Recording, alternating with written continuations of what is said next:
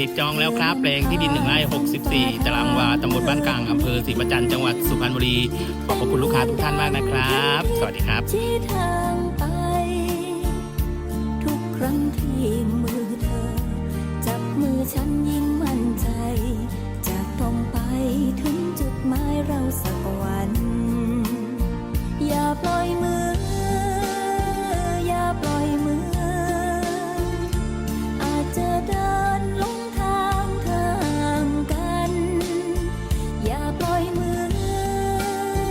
อย่าปล่อยมืออยากมั่นใจว่าเรายังไปด้วยกันขอร้องช่วยสัญญาอีกสักครั้งให้เชื่อมั่นว่าไม่มีวันจากกันจะได้ไหมมือจับมือใจเหนี่ยวใจเคียงเธอยามพบเจอ